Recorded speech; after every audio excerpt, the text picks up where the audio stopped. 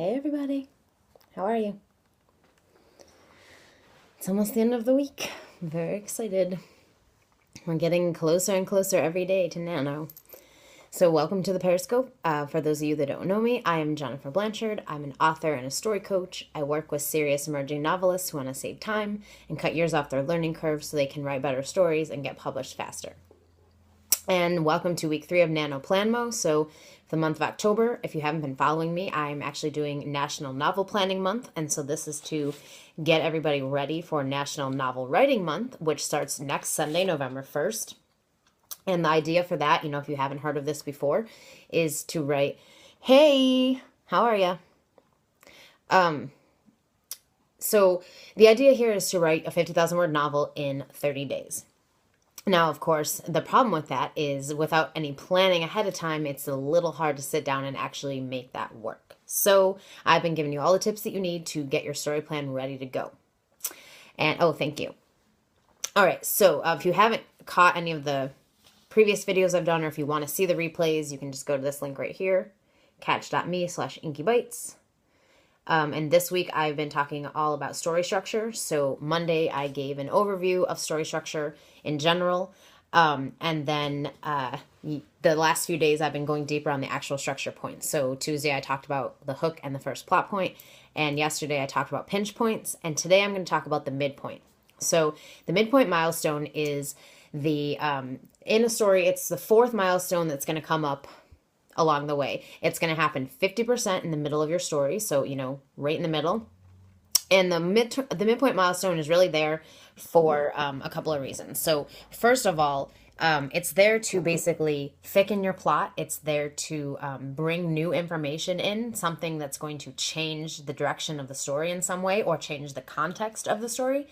And it's also the thing that really transitions your protagonist from reaction mode, which they were in the other part of the story, and it's the moment that really transitions them into attacking. So this is when they're finally ready to start taking action against the antagonist, start overcoming the inner demons they've been dealing with, all that stuff. And the midpoint is really the moment that causes all of this to start happening. So it's a really important moment in your story. Like I said, the optimal place for it is about 50%, so halfway in between. Okay, again, this is just general terms. Sometimes it pushes further than that, but usually it's right around the middle.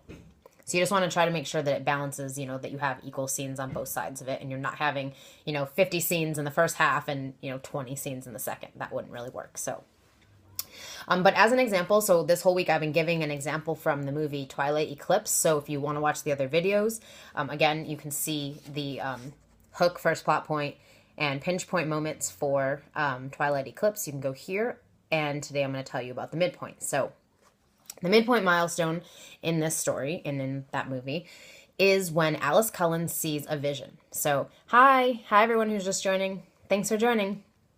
Okay, so Alice Cullen, she sees a vision. So she is, imagining, she sees these newborn vampires. They are passing around Bella's shirt.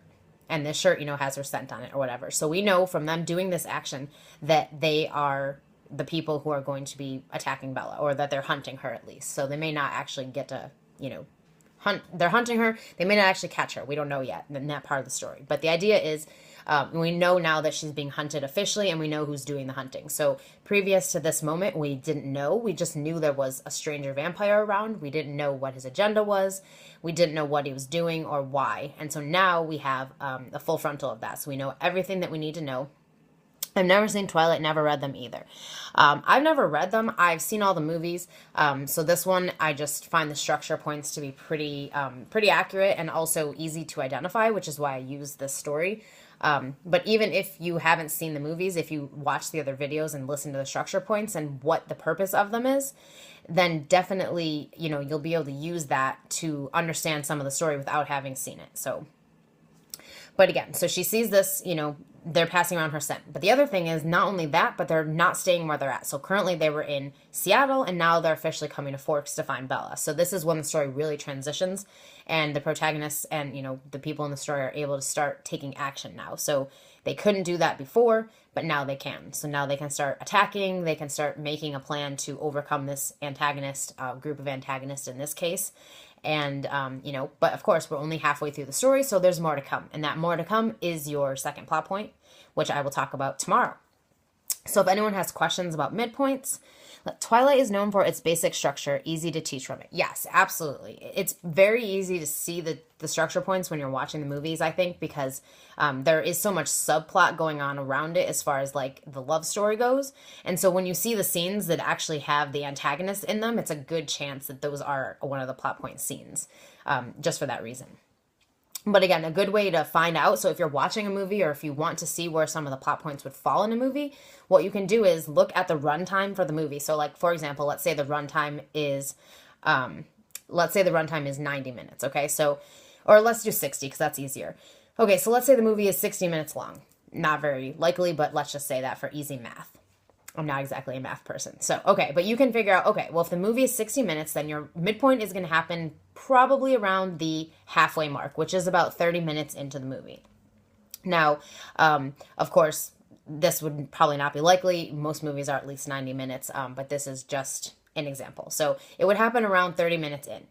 Now, your first plot point would obviously land about 20%, so that would probably be around 10 or so minutes into the movie. And so you can kind of use this as a general guideline to find out, where the structure points would land in the movie that you're watching, and then you can kind of watch it and see what happens at that time frame and see, okay, did that, was that a plot point, and which one was it?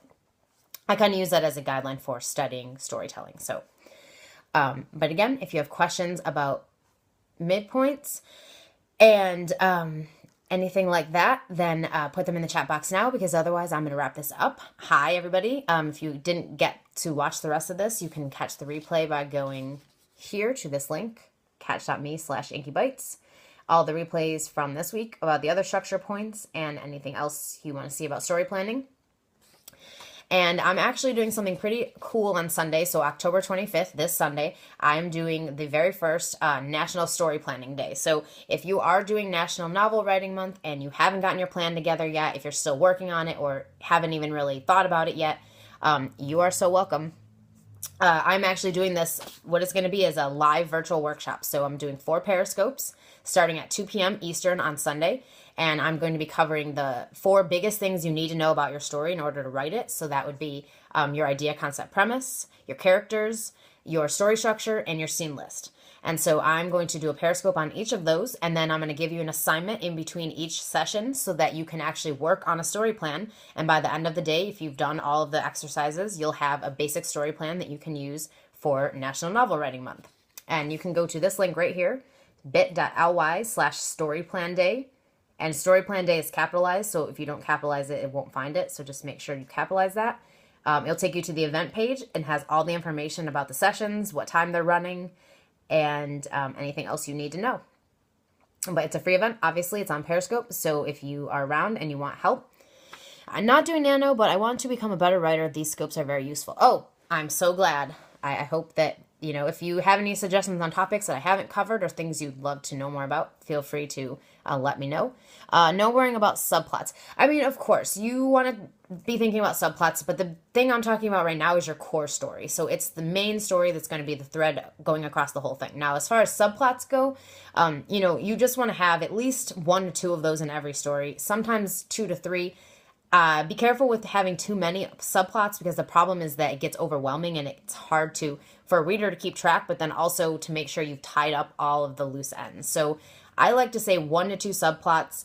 And then, of course, you want your subplots focused on another aspect of your same character. So your protagonist, the subplot should relate to them in some way and have, showing us a different side of them. So, for example, if this is a murder mystery, and we have the core story is figuring out who done it, you may have a subplot that's a love story that kind of shows us a more, softer, sweeter side of the character, because the side we're seeing with the core story is more of the aggressive, got to figure out who, killed this person, get to the end of the story and who done it thing. So subplots are great for that.